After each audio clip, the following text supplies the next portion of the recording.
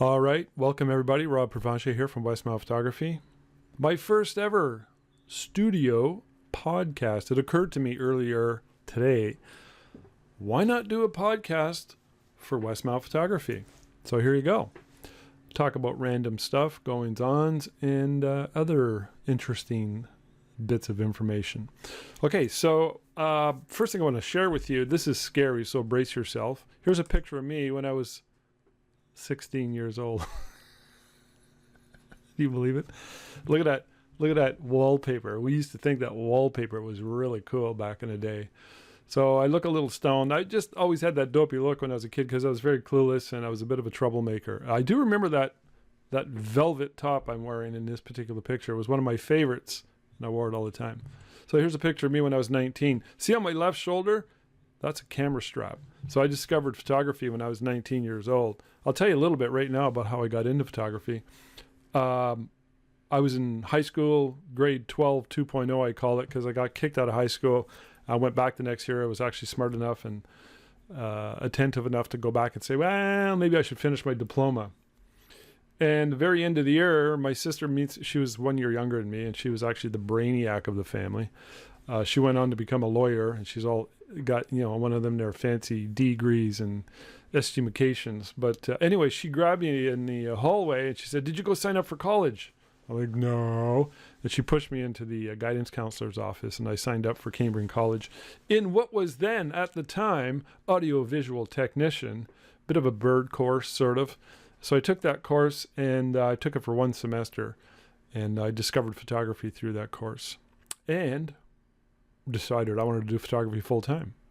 And then I went to Fanshawe for 1 semester. Fanshawe was really hard. There was a lot of physics and math, and I knew nothing about math and physics.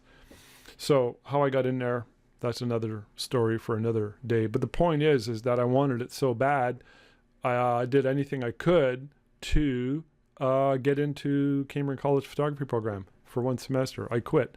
Then I ended up within about 2 years working full-time in the field of photography. So here's what I want to say about this. I think this is pretty important. I'm 62 years old now. I reminisce all the time. I look back at my life and I think to myself, man, it's been a pretty good run. I mean, what worked here? What is it? Still busy shooting weddings and families and commercial and all kinds of photography and ferries and what have you. So I was like, what happened? What is it that actually worked? And I think there's some pretty good principles at play, and that is that if you want something and it's something you really feel strongly about, I think it's important that you pursue it. And you might say that this is good advice for younger people who are 19, 20, 21 years old. It's important to, you're not going to figure everything out. This is the important thing. You find something you like and you're good at, and you're going to start small. You're just going to start really, really small. But the important thing is to show up consistently over and over and over again. So when I was in Cambridge College, I decided I wanted to go to Fanshawe and become a photographer. And the school, not the teacher, but the guy who was in charge of the entire department, I still remember to this day. His name was actually Fritz Grotoli, and he became a real estate agent for Remax in Sudbury. Many of you might know him. But I remember he told me, he says, it's a tough haul to be a photographer. I mean, there's not many opportunities. And he gave me a pretty stern warning, which worked to my advantage because I didn't go in with any delusions, or I didn't go in with any sort of illusions of grandeur. And I often speak at Llewellyn, and I've spoken at various other high schools on career day as the photographer. And the first thing I tell everybody is there is no career path in photography. You should take a business course. I hate to say this, but I sort of discourage people from taking a photography program. I hate to say that, but it's a reality. Take a business course, learn business, and you could learn photography. It's just like if you had a band. Who's your favorite band? U2 or Rolling Stones or whomever. They didn't go to school necessarily to learn their craft. If you got something you really love, you got to learn the business side of things so that you can make a living at it. So, But anyways, there's no career path in photography per se. So that message got to me kind of early in life, and I persisted, and everything worked out. This is one of my first pictures. This picture is in British Columbia, and I was working in Tassou after I went to Cambrian College. I worked there for 5 or 6 months, and then I went to Fanshawe the following September. And that was where that was taken. And my cousin Mark and I actually worked there. Mark's from Blind River. And, I was probably not even a year into photography, and I had my Canon FTB camera. I used to take pictures everywhere. And this was a triple exposure I shot of him. Him and I were on the train heading out to British Columbia to work back in the day when we were 19 years old. So this is a triple exposure I did with my camera. Whoa, who knew you could do that? And then I eventually, when I was 24 years old, started my first studio. It's called Mr. Photo. I'm embarrassed by that name. This particular venture was what opened the doorway to eventually going into Westmount Photography. So I always look back, even though it's kind of a corny name, it's not a great name. And here's the Gibb boys. I shot this one. I think this was about 9 or 10 years ago. Dr. Gibb and his wife, Lynn Gibb, she's comes to us every year. Here's what's cool. July 2020. Same boys. Check that out. Which tells me, as I look back on my career, I've had the opportunity to photograph many families, many children, many babies, and they come back to me time and time again, and I get to see the families grow up, and by the time they're teenagers or in their late teens, early 20s, I get to, they look at me like, it's Rob. They know me like I'm some goofy uncle. So it's kind of cool. Interesting to have this legacy, this long history of photographing families from such a young age, young families, babies. And, I've got many samples that I could show of this kind of situation. So it's kind of cool to see people grow up. And, in the last couple of years, I photographed 2 weddings where the mom and dad, I photographed their weddings in the early 90s. True story. Here's a cool picture photographed. I think this was last year. I found this in my files. I thought this is kind of cool. See the big brothers holding baby brother. I just love that picture. This is a rough proof. It's not finished, but you get the idea. I just thought I'd show you that. So yeah, here, check this out. I want to show you guys something. So we've been doing a lot of ferries, and this is one of my favorite images, and as is this one right here. Ha ha ha ha.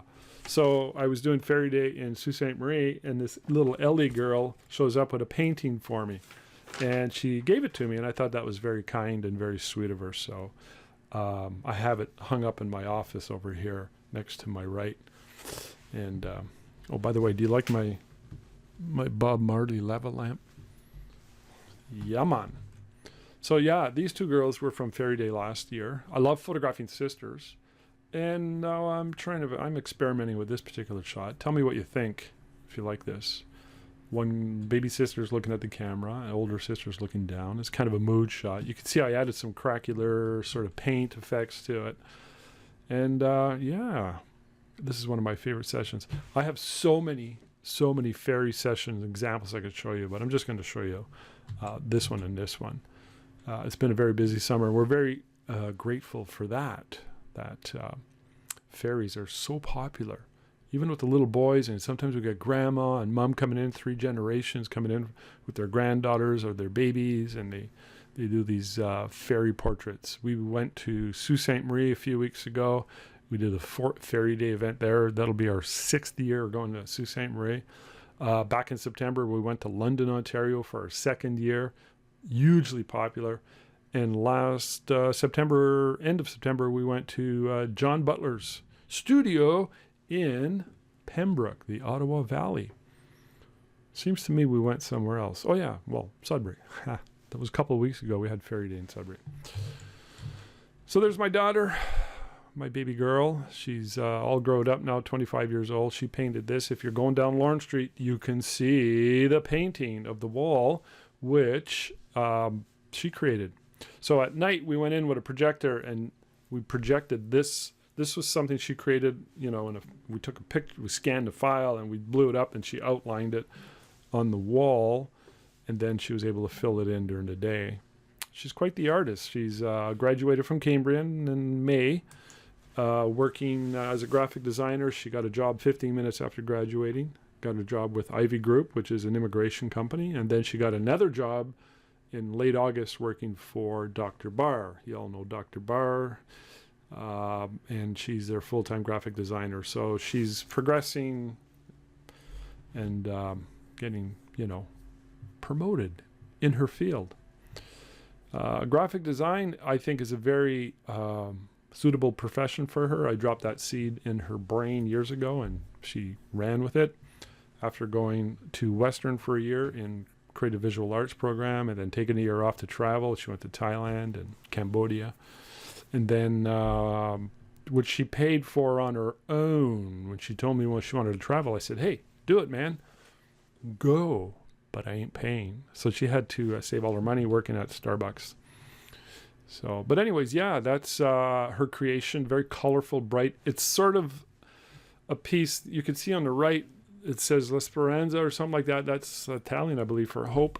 And it's sort of in honor of the Italian heritage in the West End, because this area here there was a lot of Italians that lived here. I mean, the Crusoe Club's just down the road, and whatnot. So she wanted to sort of honor the history.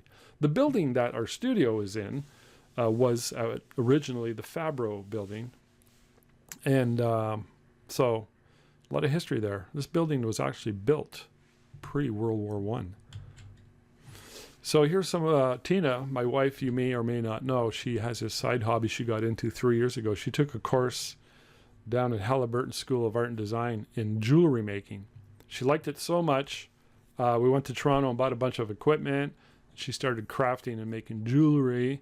And then she took another course the following year, which would have been the summer of 2019.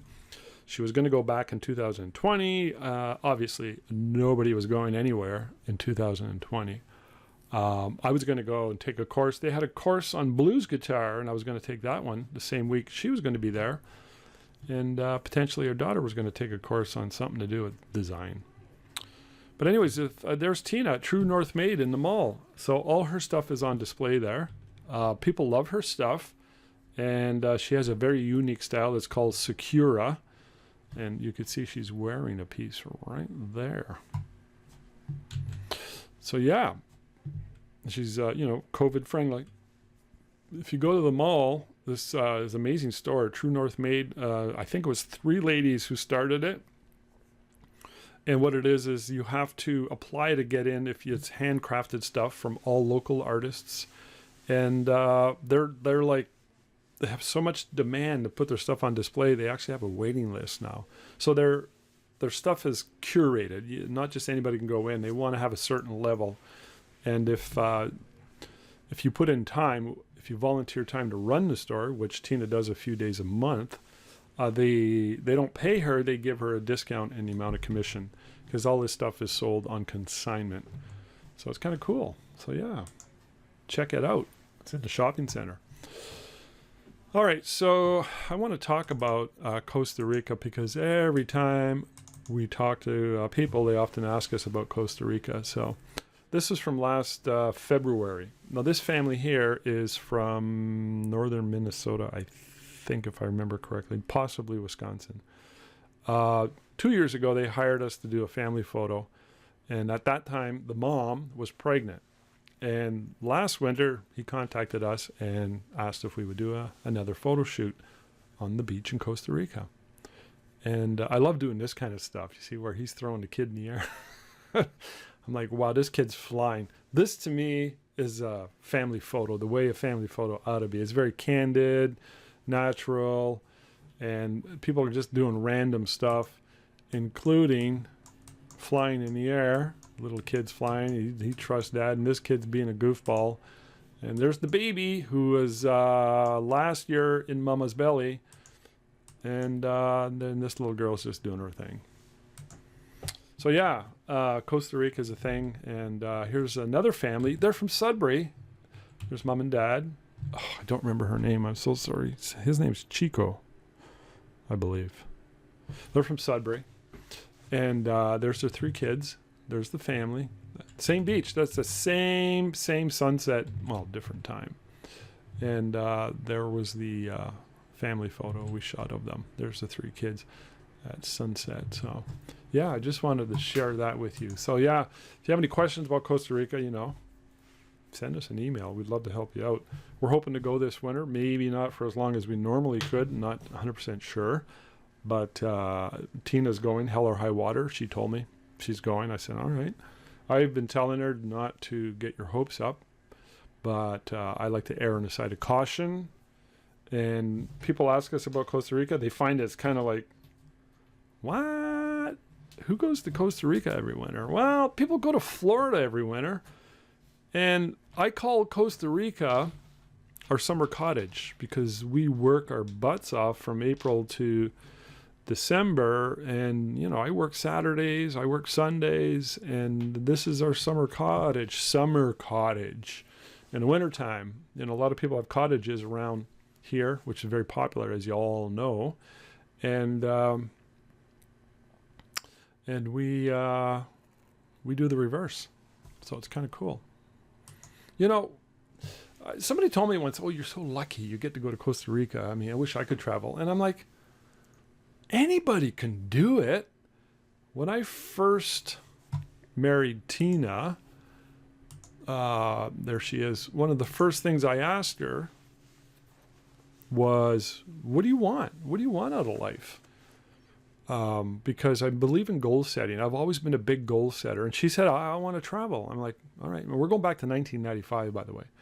She was working as a full-time accountant, and she quit her job to come and work and run the studio with me. And I always said that she's got her black belt in studio management. She's very, very good, very organized. So we make a good match. But what I told her was, we had a couple $100 floating around somewhere. I said, let's put this money in a bank account at a different bank that we normally deal with. And that's going to be our travel account. So that's called an action step. You could talk all you want. You can dream all you want. But the important thing is, take an action step towards whatever goal it is. It doesn't matter what your goal is. If you keep thinking, I can't do it, I wish I could travel, it's not going to work. You got to take an action step. The smallest of action steps. You can even go out and rent some books, buy a magazine, or go to a library and start reading books on whatever it is that you're interested in pursuing. And if you do that, well, that's scary, isn't it?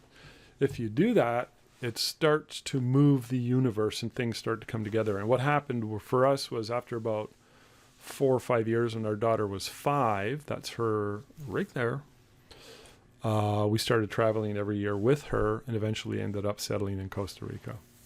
So you got to make it happen. I mean, you don't wait for it to happen to you. You got to make it happen. So I just wanted to nag you on that, guys.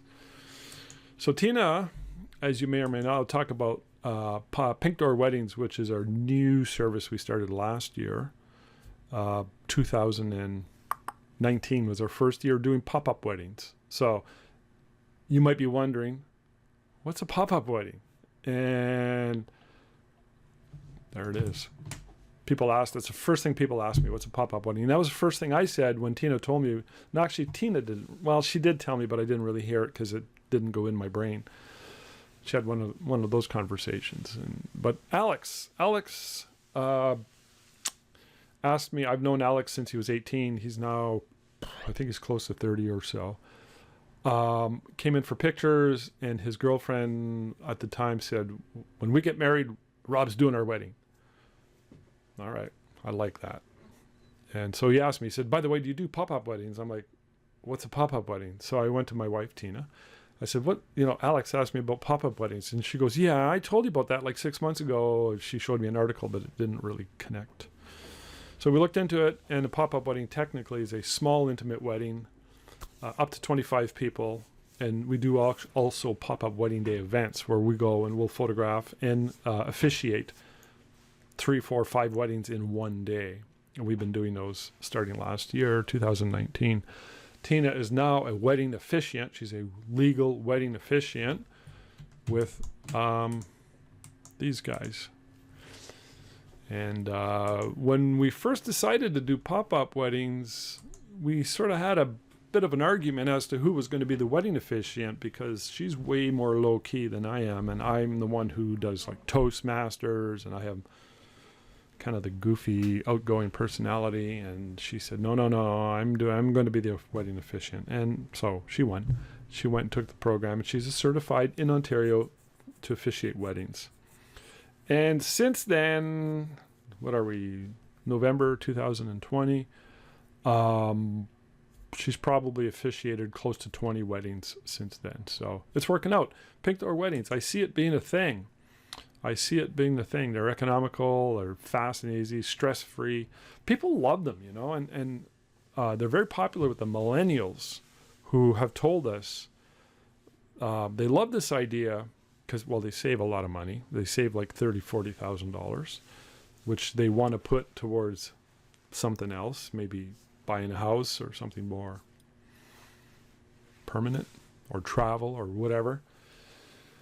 And we've noticed too, we've booked a lot of second marriages, people in their 40s who started telling us, thank you, this is now giving me an excuse for not having a big wedding. I'm like, oh, I never heard that before, and that's a thing. So, but anyways, yeah, pinkdoorweddings.com is the website, and it's really, it's wedding photography and wedding services evolved. I've been shooting weddings since I was 21 years old, and this is, to me, just an evolution. It's an evolution of wedding, the wedding industry. So it's really cool. We're having a blast doing it. We're almost like wedding planners in a sense too. I'll show you a few examples in a minute on some of the weddings we shot since this COVID thing hit. So boom, boom, boom. Here we go. Let's go check it out. Did I finish with this? All right, there we go. All right, so we had a pretty busy schedule with pop-up wedding events and regular weddings this summer. All of it mostly got canceled. So how many we got here? 1, 2, 3, 4, 5, 6. There's 6. I've done more than this, but I'm just going to show you these. I think we did about 8 or 9 total. Lauren and Andre, Amy and James, Paige and Greg had a regular big wedding planned, and they had to cancel it. These guys are all having their big party reception next year, but they wanted to still get married this year. So Lauren and Andre, we did their wedding in their backyard. This was when the restrictions were really tight.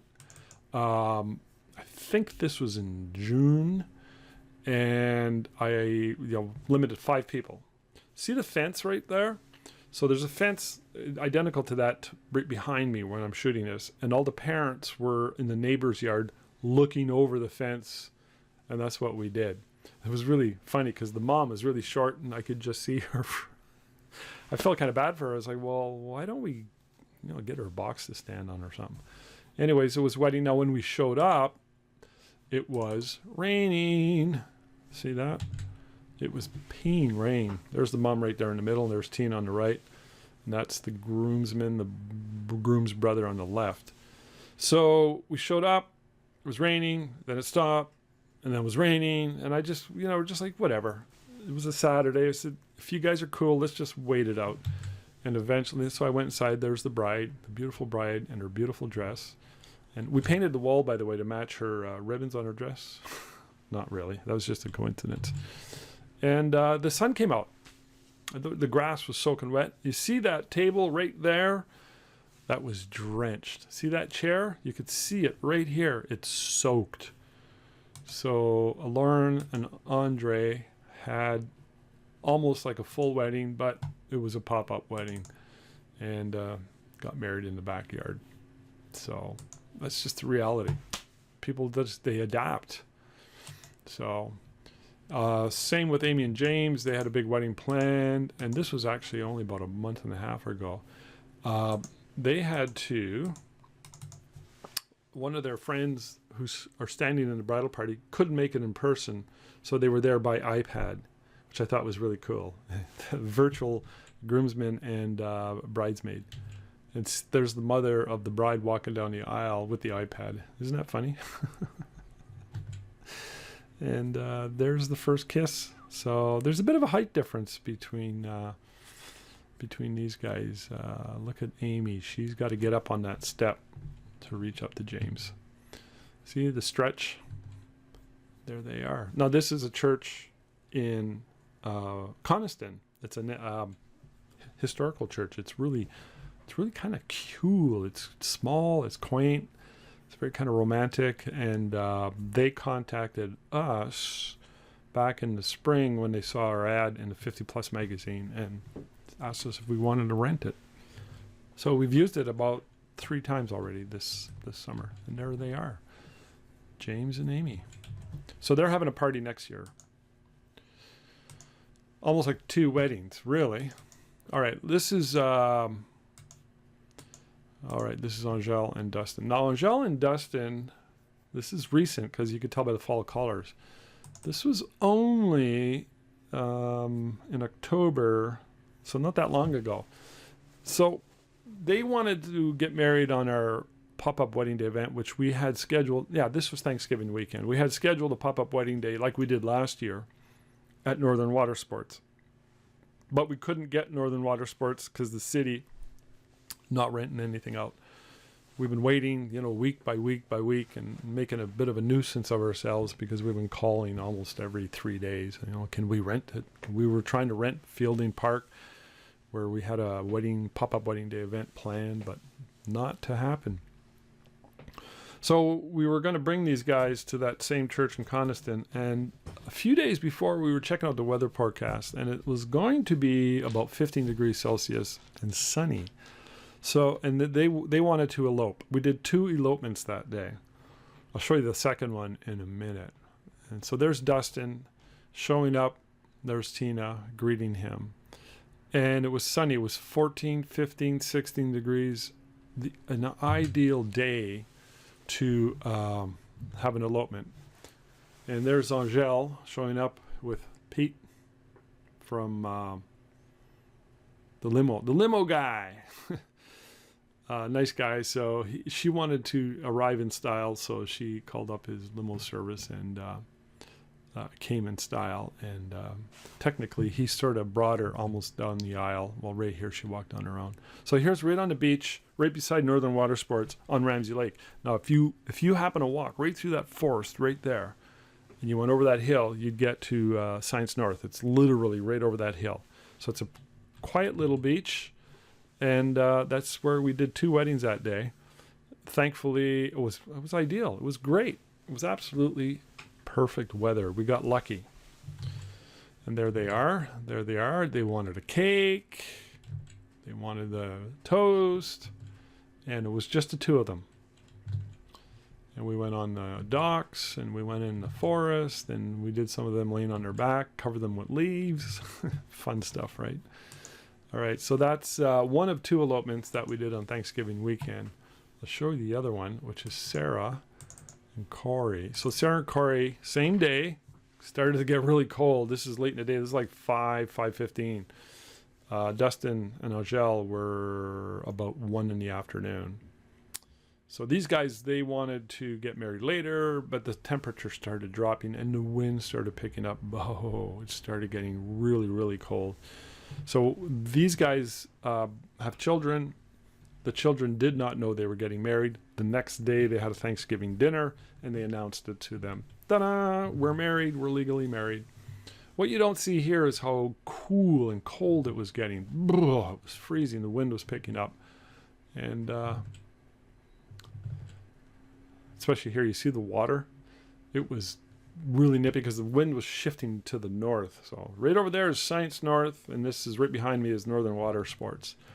And we got some dock shots, and I had to get the pictures because she really wanted sunset silhouette shots. And I said, well, we got to get by the water, we got to work with the sun, do the best we can. And here's silhouette. Silhouette was getting really cold by this point in time. Then we were walking back on that, and we got these shots. This is as we're walking back to that little area where they got married. I got a whole series of pictures. I absolutely love these. The sun started shining through, and I just love this kind of like strong sun backlighting with a long lens. And I got a whole series of pictures from there. So the pictures I'm showing you is just a small sampling of each one of these weddings. So what else happened that I wanted to share with you?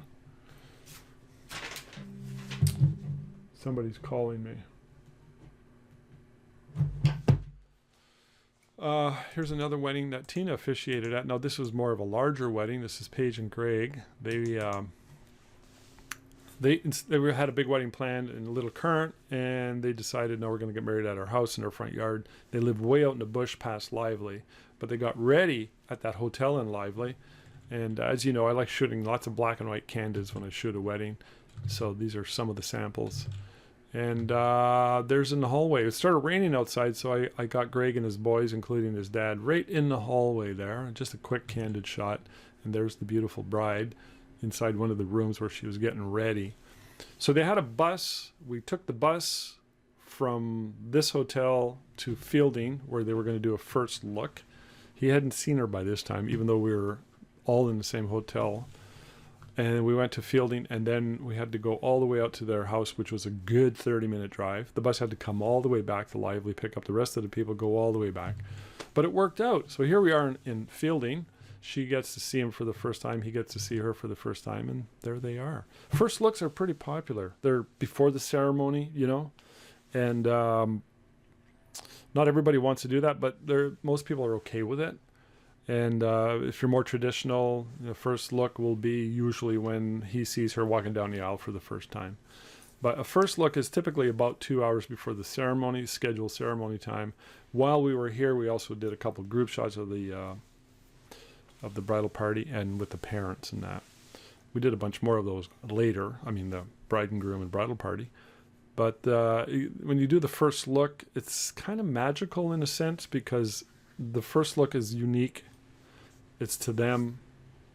There's nobody else around. So you can imagine when the bride's walking down the aisle and that's the first look, they never get to spend any time together. But if we do this version of a first look, they spend 5-10 minutes alone with nobody. Well, I'm there. I'm sort of off in the distance shooting, click, click, click, click, click. But, they have a little moment alone. And of course it was raining that day. Well, it was raining for the first part of the day. And she had umbrellas, which she sold to me, by the way. So I've got all these umbrellas now. Thank you for that. And then the rain stopped. So this is way out. This is at Fielding. I got a bunch more pictures. I'm just going to show you these. This is way out in their house in the front yard. They live way in the country. Beautiful area. And she's got 5 bridesmaids and a bride's groom. What would you call that guy? It's one of her best friends. And did a whole series of pictures. And there's the happy couple. There's the couple at night. I was just leaving then. The sun was setting. So they got married in their front yard. Tina officiated. And by the time I got to the house and I was doing these pictures, this is before the ceremony, it didn't rain for the rest of the day. So, man, you got to love it when that happens. Right? You got to love it when that happens. So that's it. Those are some of our weddings and some of the sort of backstory. Sorry, I got one more. I got to talk about this one. This was very, very recent. So we got a package that we just sort of whimsically put up on our website, and it was like an express pop-up wedding. What the idea was you can come and get married in our studio and take some pictures. Bada boom, bada bing, you're in and out in an hour. And it's like express. And Courtney and Adam booked this particular wedding that was 2 weeks ago. So they booked it with us about 4 weeks ago. And I'll just sort of touch on some of the backstory here. So here they have 2 boys. And here's Adam showing up with the 2 boys. The boys were amazing, by the way. Usually little boys, they can be quite rambunctious. And there's our setup in the studio, pointing one way. And that's the grandma right there sitting down. So we have these chairs and we're trying to do the COVID-friendly setup. And then she arrives and she told me she didn't sleep at all. She was so nervous. But she looked stunning. That's her and her mom. And there's Tina marrying the bride and groom right in the studio. And they loved it. They absolutely loved it. I got to show you something. So right to your left here in the second chair, I was taking pictures. I was closer to the drapes you see back there. And there was the dad, who's this guy right here, looks up at me and he goes, "Do you have any Kleenex?" It was very emotional because they were exchanging their vows, and it was absolutely, their vows were custom made. And it was very touching, you know. There wasn't a dry eye. So as part of this Express thing, I do family photos. I do a bunch of the bride and groom, the parents, the grandma, the bride and the grandma. I did, in this case, I would have shot the bride, her mom, and her grandma, so the 3 generations. Some family photos. I did a whole series. This was just, I love this because the little boy's peeking up top. You know, a bunch of family shots. And good variety of poses. Plus the boys were just kind of, I was getting a few shots of the boys alone. And, you know, kids will be kids. I just let them go. And they're rolling on the ground and I'm just shooting pictures. There's a beautiful couple and some black and whites. So yeah, that was my Express, our first ever Express in the studio wedding. Huge success. And people loved it. They absolutely had a great time. What Courtney and Adam did was they had the restaurant side hall at the Caruso Club booked for, you can hold up to 30, maybe 35 people. So they had their friends and family, up to 30 people at the hall, and they went straight from the studio and had dinner there, so speeches and what have you. All right. That's it, man. I'm done. That's my first studio podcast. I hope you like it. If you have any ideas or suggestions, I'd love to hear from them. You know, hit a reply or send us an email or whatever. I think I'll be doing these on a regular basis because I always got a lot of stuff and good info. I think it's good info, interesting info anyways, to share with you, and something I enjoy doing. So, all right, thanks for watching. Thanks for listening, and we'll talk later.